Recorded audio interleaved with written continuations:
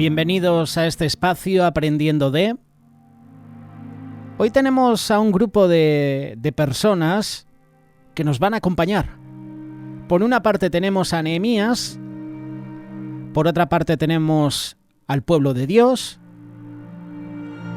por otra parte están los enemigos, Tobías y Sanbalat. Nehemías capítulo 4, versículo 1. Cuando oyó Sanbalat que nosotros edificábamos el muro, se enojó y se enfureció en gran manera e hizo escarnio de los judíos. Y habló delante de sus hermanos y del ejército de Samaria y dijo: ¿Qué hacen estos débiles judíos? ¿Se les permitirá volver a ofrecer sus sacrificios? ¿Acabarán en un día? ¿Resucitarán de los montones del polvo las piedras que fueron quemadas? Junto a Sanbalat estaba Tobías el amonita, el cual dijo: lo que ellos edifican del muro de piedra, si subiera una zorra lo derribará. Oye, oh Dios nuestro, que somos objeto de su menosprecio, y vuelve el baldón de ellos sobre su cabeza. Versículo 6. Edificamos pues el muro, y toda la muralla fue terminada hasta la mitad de su altura, porque el pueblo tuvo ánimo para trabajar.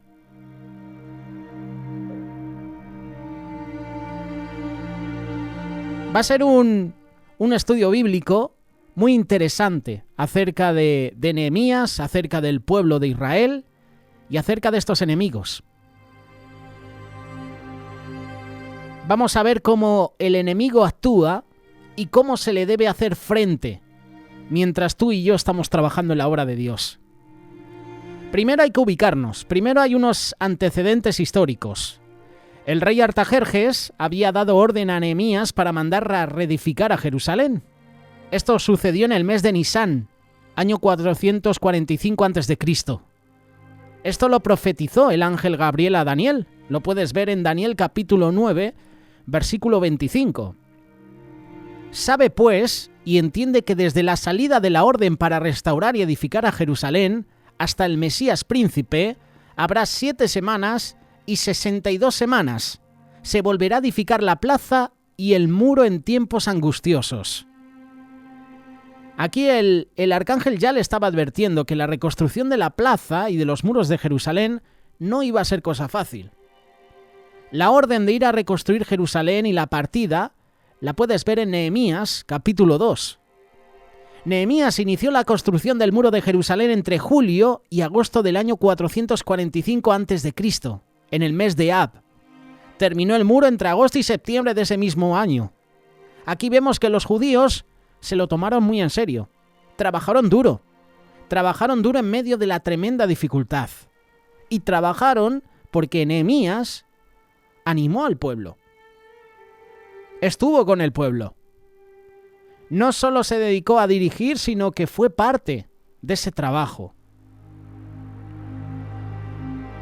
Lo que queremos presentarte con este espacio es que toda recomposición espiritual requiere de esfuerzo, requiere de paciencia. Tú y yo como cristianos tenemos la capacidad de sufrir en la espera. Esos son los antecedentes, ¿vale? Ubicar un poquito la historia. Pero ahora vamos con la reacción del diablo y de los primeros métodos de posición. Dice que cuando oyó Sanbalat que nosotros edificábamos el muro, se enojó, se enfureció en gran manera, hizo escarnio de los judíos. En primer lugar hay que darse cuenta de que muchas veces el Señor empieza una gran obra con medios absolutamente débiles en lo natural. Sanbalat dice que los judíos eran débiles. ¿Qué hacen estos débiles judíos? ¿Se les permitirá volver a ofrecer sus sacrificios? ¿Acabarán en un día? ¿Resucitarán de los montones del polvo las piedras que fueron quemadas? El Señor le dijo a Pablo: bástate mi gracia, porque mi poder se perfecciona en la debilidad. Por tanto, de buena gana me gloriaré más bien en mis debilidades, para que repose sobre mí el poder de Cristo. Aquí vemos a un pueblo humillado, menospreciado, a un pueblo débil, pero aún así, el Señor empieza la gran obra. Empieza la obra con medios absolutamente débiles en lo natural. No debemos juzgar los inicios de una obra para el Señor según su apariencia en lo natural, como hicieron Sanbalat y Tobías. Debemos siempre poner nuestra mira en el Señor y en el poder de su fuerza, como dice Efesios capítulo 6, verso 10. No te muevas de esa posición de fe y acción. Sanbalat, Tobías representan al enemigo de Dios. Estos hombres eran magistrados de distrito, dirigentes de facciones samaritanas. No podían oponerse con impunidad a los judíos porque estos estaban autorizados a fortificar su ciudad. Atacar o oponerse abiertamente a los judíos significaría oponerse al rey de Persia, que había autorizado la obra. Y esto es un símil. Los cristianos, como aquellos judíos con Nehemías a la cabeza, estamos autorizados para hacer la obra de Dios y Satanás intenta impedirlo, pero no tiene el respaldo de Dios. Como Sanbalat y sus comparsas no lo tuvieron tampoco del rey de Persia. Por eso hay unos primeros intentos de oposición, y esa oposición es diabólica. Cuando oyó Sanbalat que nosotros edificábamos el muro, habla Nehemías, se enojó, se enfureció en gran manera. En primer lugar, hay que señalar que la reacción del diablo ante la incipiente obra de Dios es la de enojarse, enfurecerse. Esto le mosquea mucho al enemigo. Eso significa que él sabe la verdad acerca de la incipiente obra de Dios, que a pesar de ser obra débil a los ojos del hombre, se va a realizar tal y como Dios lo quiere. El enemigo conoce a Dios, pero usa la ignorancia y la necedad del hombre para sus fines. También utiliza nuestra poca fe, nuestra ignorancia, para utilizarnos, para debilitarnos. Entonces el enemigo utiliza también diferentes métodos para oponerse a la obra de Dios. Vamos a ver lo que utilizó aquí Satanás en primer lugar. Hace escarnio de los fieles en la obra de Dios. Y eso es verdad. Cuando empieces siempre una obra para el Señor vas a encontrar siempre oposición. Y pueden ser de hermanos y hermanas.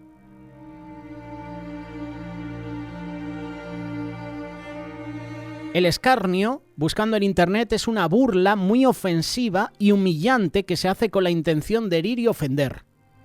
Algunos sinónimos de escarnio son afrenta, agravio, burla, mofa, humillación, ofensa, insulto, injuria, vejación o menosprecio. El escarnio tiene la finalidad de herir al creyente, produciéndole un sentimiento de rechazo. Tiene también la finalidad de provocar el rechazo del creyente por parte de los que prestan el oído. Eso es lo que hace Sanbalat y Tobías, eso es lo que hace Satanás. Hace escarnio de los fieles en la obra de Dios. Versículo 1, Nehemías. Cuando oyó Sanbalat que nosotros edificábamos el muro, hizo escarnio de los judíos. Pero es que después menosprecia públicamente a los fieles que están trabajando en la obra de Dios. ¿Cuántas veces han menospreciado tu ministerio? ¿Cuántas veces han menospreciado incluso esta obra del Señor? El ministerio de Radio Solidaria. ¿Cuántas veces han menospreciado la obra social de Remar? Y lo hacen públicamente a través de vídeos, a través de imágenes, a través de comentarios. Eso es lo que hace Satanás, menosprecia públicamente a los fieles de la obra de Dios. Versículo 2, y habló delante de sus hermanos y del ejército de Samaria y dijo, ¿qué hacen estos débiles judíos? ¿Acabarán en un día? ¿Se les permitirá volver a ofrecer sus sacrificios? ¿Resucitarán de los montones del polvo las piedras que fueron quemadas? Esto va ligado a lo anterior. El menosprecio es una de las tácticas preferidas del diablo para buscar degradar al creyente. Si el creyente llega a tomarse un poco en serio esto, seguramente le va a afectar. Si tú dejas que el menosprecio, el escarnio, la burla llegue a tu vida, te va a afectar. El hacerse preguntas que llevan a la incredulidad es la táctica del enemigo. Son los razonamientos susurrados por la voz de Satanás a la mente del creyente. La táctica de Satanás es también la de utilizar la verdad, pero la usa como arma arrojadiza. ¿Por qué digo esto? Porque es verdad. El pueblo de Israel era débil. Los judíos eran débiles, estaban desanimados. Pero no era menos cierto que Dios estaba con ellos. El diablo solo utilizó una parte de la realidad. Utiliza que sois débiles, pero no utiliza que Dios está con vosotros. Obvió la parte que no le interesaba. Obvió la parte de que Dios estaba con los judíos y que esa era la obra de Dios. Esto mismo ocurre con nosotros. Somos débiles en lo natural. La obra donde yo estoy trabajando y muchos de los que estamos en Radio Solidaria es la obra de remar. Es una obra débil en lo natural. Pero Dios está con nosotros y hace que esa obra sea fuerte. Puede ser una obra débil a los ojos del humano, a los ojos de las personas, a los ojos de los medios de comunicación, a los ojos de los gobiernos, de los que hacen escarnio, pero Dios está con nosotros. Y eso siempre lo van a omitir. Buscan el que nos centremos en eso y obviemos que Dios marca la diferencia porque Él está con nosotros. Otra táctica del enemigo es que intenta crear duda, incredulidad en los que estamos trabajando en la obra de Dios. Versículo 2. ¿Se les permitirá volver a ofrecer sus sacrificios? ¿Resucitarán de los montones del polvo las piedras que fueron quemadas? Siempre el enemigo, de manera abierta o en susurro, va a intentar crear duda en el creyente, enfocando el asunto hacia los débiles, en las débiles posibilidades en lo humano, es decir, intentando apartar los ojos del creyente de la fe en Dios y en su poder, y en que tú y yo nos limitemos a ver lo natural, solo para enfocar su debilidad e imposibilidad humana. La duda es una de las principales armas que Satanás usa contra los creyentes. Está el ejemplo de Tomás, el incrédulo, el que dudaba.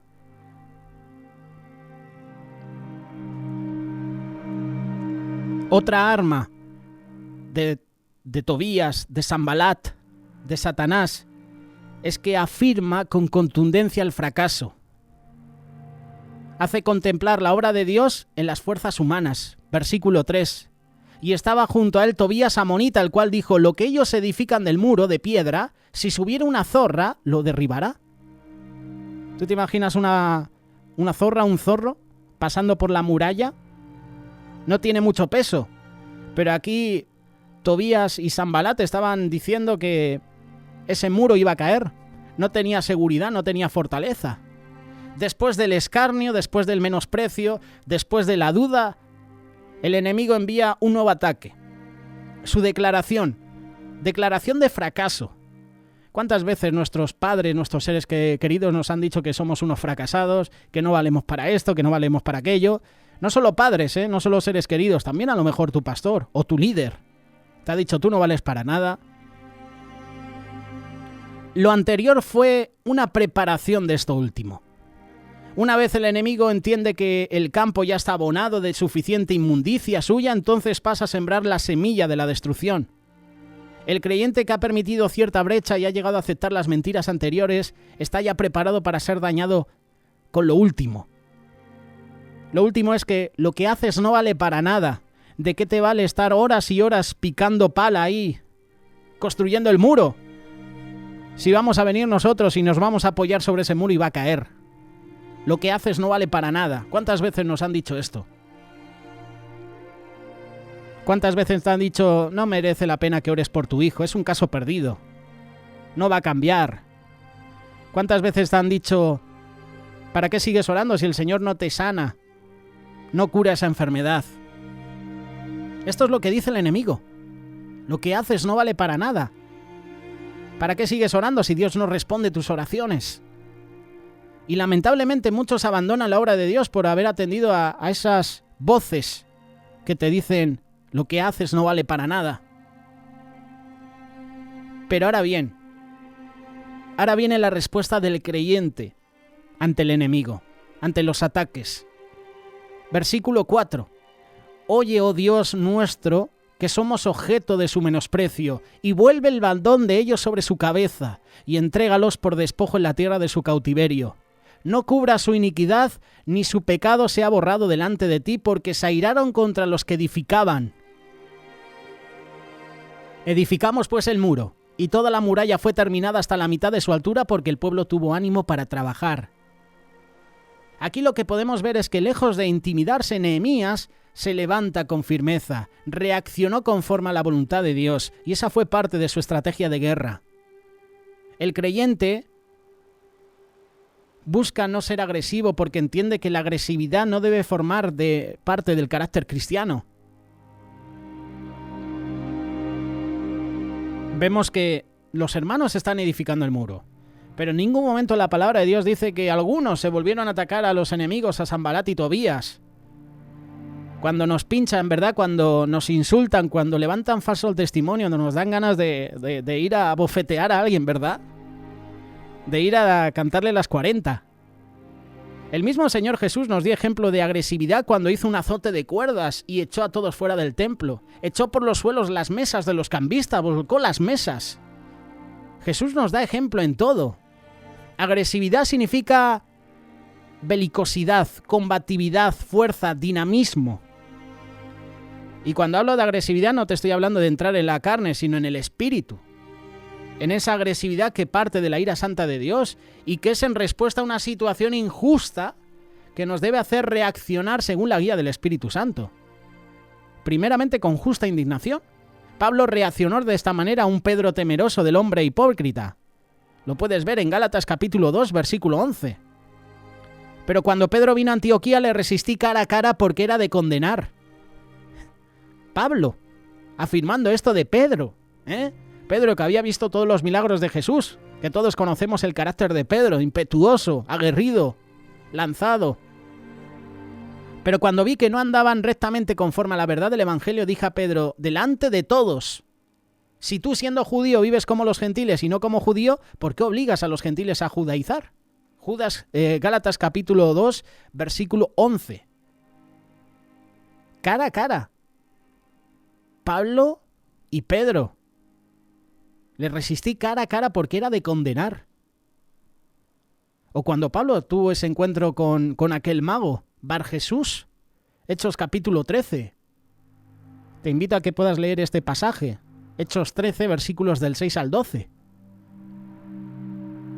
Nehemías hizo lo mismo ante esa situación de acoso del enemigo. Se indignó y procedió con agresividad en su oración. Oye, oh Dios nuestro, que somos objeto de su menosprecio y vuelve el baldón de ellos sobre su cabeza. Pidió a Dios que el baldón, que significa injuria, lo puedes buscar en internet, el significado, que significa afrenta, ofensa, agravio, oprobio, deshonor, deshonra, ultraje, infamia. Pidió a Dios que ese baldón... Fueron maldecidos los judíos por parte de los enemigos, se volviera sobre la cabeza de los infamadores. Además pidió que no perdonara su iniquidad a causa de la ira de ellos hacia lo que hacían la obra del Señor. Obviamente, esa era una oración conforme a la voluntad de Dios. Eso significa que, a la corta o a la larga, todos los que con odio se levantan contra la obra de Dios y contra lo que hacen la obra de Dios, van a recibir su castigo. Tenemos un Dios justo. Y si tú ahora sufres afrenta, si tú ahora mismo sufres maltrato físico, emocional, psicológico, a través de palabras, a través de comentarios, el Señor hará justicia. No te quepa la menor duda. Cuando se ora conforme a la voluntad de Dios, Dios actúa. Edificamos pues el muro, y toda la muralla fue terminada hasta la mitad de su altura porque el pueblo tuvo ánimo para trabajar. El enemigo quedó mal. El enemigo quedó chasqueado una vez más, como consecuencia de la buena respuesta de Nehemías y de los que trabajaban en el muro. Y dos cosas se pueden ver aquí. La obra avanzó rápidamente y el pueblo tuvo ánimo para trabajar. Nehemías reaccionó con fe, lo cual implicaba hacer caso a lo que no veía. No veía a Dios físicamente, pero sabía que Dios estaba con ellos. Antes que a lo que sí veía y le dolía, el enemigo y sus palabras, él confiaba más en Dios. Él le clamaba con fe. Y el resultado de esa decisión tuvo como consecuencia el darle la gloria a Dios, el avanzar en la obra, en lo natural, hasta la mitad de esos momentos.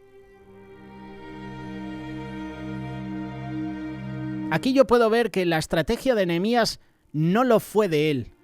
No fue la estrategia del hombre, fue la estrategia de Dios. Puedes seguir leyendo Nehemías capítulo 4, verso 7. Pero aconteció que oyendo Sanbalat y Tobías y los árabes, los amonitas y los de Asdod, que los muros de Jerusalén eran reparados porque ya los portillos comenzaban a ser cerrados, se encolerizaron mucho. Conspiraron todos a una vez para venir a atacar a Jerusalén y hacerle daño. Lejos de aminalarse, los judíos de Nehemías prosiguieron con la obra. Y el enemigo aquí, personalizado en Sanbalat, en Tobías, en el otro y en el de la moto, porque eran un buen grupito, no hicieron nada. No consiguieron parar sus fines conforme a los ataques anteriores, sino todo lo contrario. Nehemías se puso a orar con una oración de guerra. Declaró su justo castigo. Y luego el pueblo tuvo ánimo para trabajar y terminó toda la muralla. Por eso recuerda cuáles son esos primeros ataques del diablo. En primer lugar, hacer escarnio de los fieles. Menospreciar públicamente al que trabaja en la obra de Dios. Luego intenta crear duda, inseguridad, incredulidad. Y luego quiere afirmar con contundencia el fracaso de la obra. Pero una de las características del enemigo es su osada terquedad. Su orgullo no le permite humillarse, reconocer su estupidez. No quiere reconocer su derrota, sino que le catapulta hacia adelante en su loco afán de conseguir sus necios deseos. Llama a otros. Estaban solo Tobías y Sanbalat y luego se une un grupito más que acabamos de leer. Los árabes, los amonitas y los de Asdod. Oye, venir aquí, ¿eh? Esto no es normal, ¿eh? Están edificando el muro y no paran, ¿eh? La muralla se va edificando. Hay ánimo en el pueblo. Les menospreciamos, hacemos escarnio, pero ellos siguen edificando.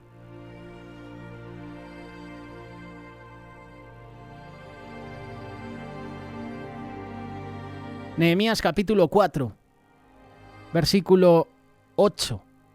Pero aconteció que oyendo Sanbalat y Tobías y todos estos, que los muros de Jerusalén eran reparados, conspiraron todos a una para hacer daño a Jerusalén. Y nuestros enemigos dijeron, no sepan ni vean hasta que entremos en medio de ellos y los matemos y hagamos cesar la obra.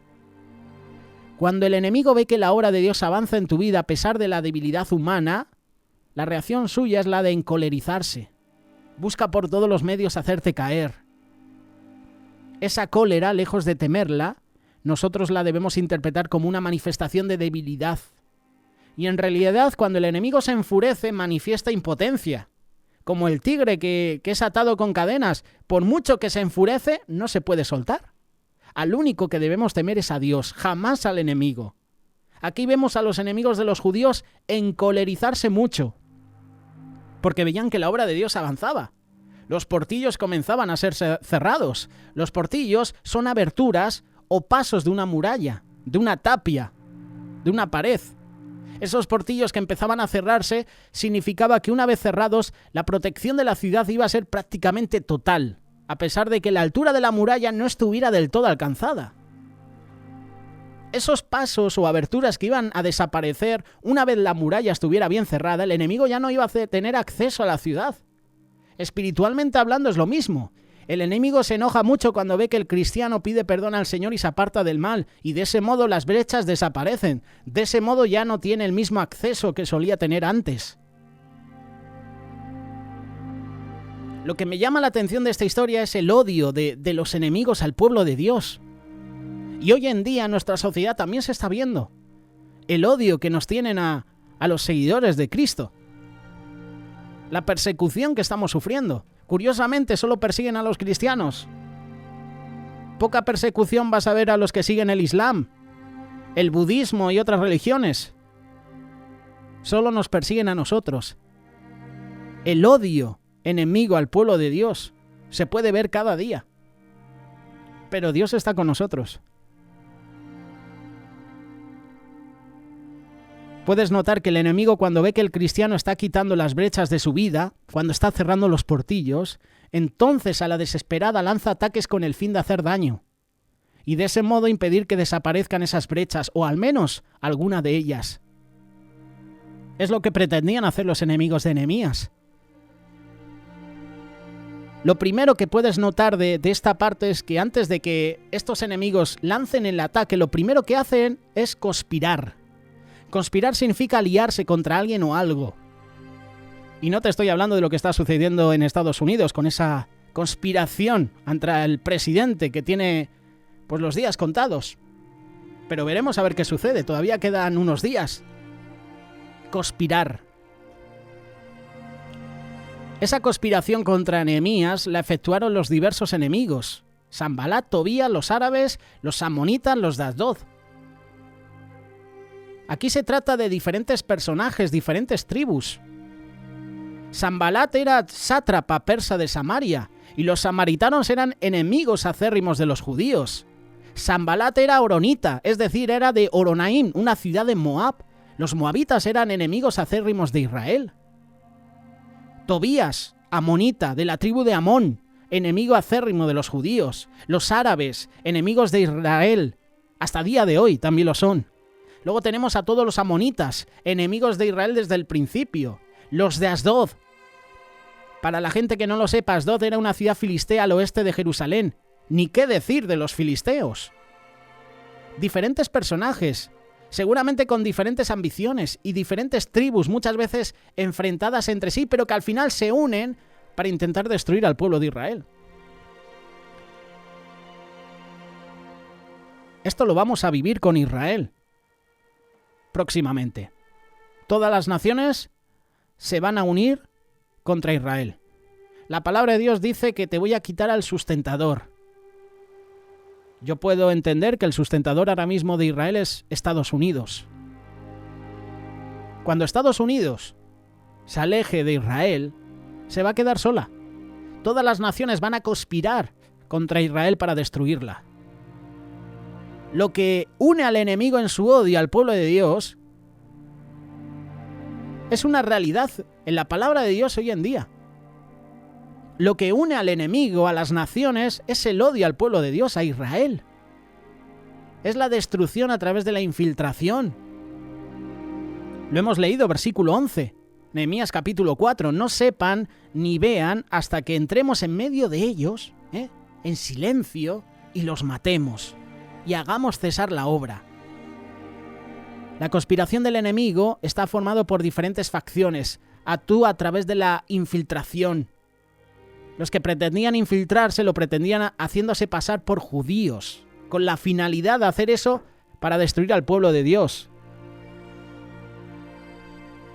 He visto vídeos en estos días de cómo manifestantes de izquierda, de Antifa, del movimiento Black Lives Matter, se infiltraban con los pro-Trump para asaltar el Capitolio. Lo he visto.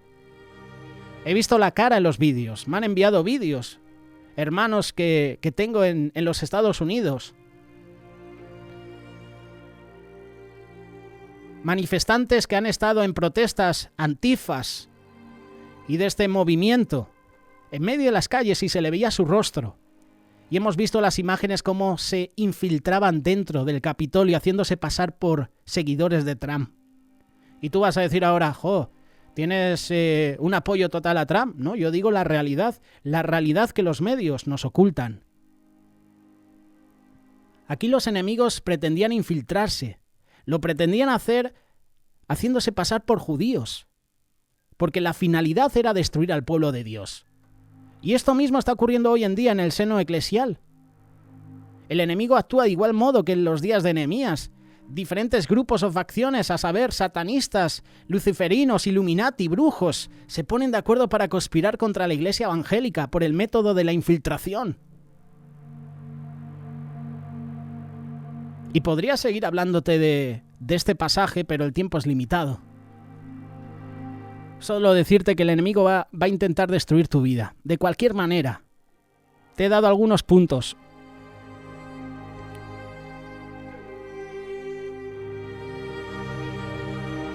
Podríamos continuar la semana que viene, terminando este pasaje de Nehemías, porque hay cosas que debemos leer.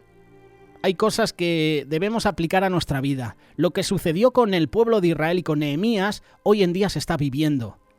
Por eso, breve resumen, vamos a recordar 2 minutos menos los primeros ataques que hace el diablo.